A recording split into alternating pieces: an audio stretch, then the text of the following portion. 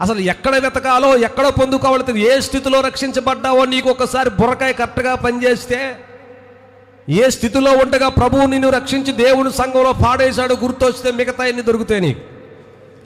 నీవు ఏ స్థితిలో లోకంలో పొర్లావో దొర్లావో, ఏ అజ్ఞానంలో తిరుగుతున్నప్పుడు ప్రభువు నిన్ను పట్టుకుని ఆశీర్వాదకరమైన స్థలమునకు ప్రభువు తీసుకొచ్చాడో అది గుర్తుకొస్తే ఆటోమేటిక్గా నీకు అన్నీ దొరుకుతాయి. నీకు మన చుట్టూ ఉన్నటువంటి ద్రాక్ష చెట్టుని వదిలేస్తాం. మనకు జబ్బు ఏంటో తెలుసా? ఇంటి ముందు బొబ్బాయి చెట్టు ఉంటుంది, ఇంటి వెనకాల జాంకాయ చెట్టు ఉంటుంది. ఈ రెండు తినం మనం. కారణాలు ఏంటంటే ఏమి ఎత్తుక్కుంటాం మనం? రోడ్డు మీద ఉన్న పానీపూరిని ఎదుగుతాం, రోడ్డు మీద ఉన్న న్యూడిల్స్ని ఎదుగుతాం, రోడ్డు మీద ఉన్నటువంటి ఫ్రైడ్ రైస్ని ఎదుగుతాం. అదే దరిద్రగొట్టు చేతి ఇలాగ జిమ్తా ఉంటాడు.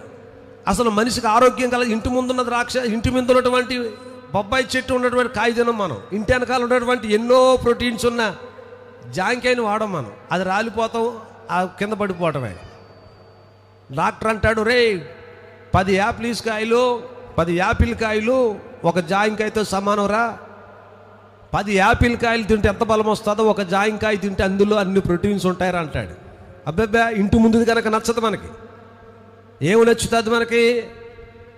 ఊరవతల, ఇంటి అవతల, ఇంటికి దూరంగా ఉన్న చెట్లు ఏమైతుంటాయి అవి నచ్చుతాయి మనకి. అక్కడికి వెళ్ళి ఎదుగుతాం మనం. క్రైస్తవ జీవితంలో ఉన్న ఒక బుద్ధిమాలి తత్వం అదే.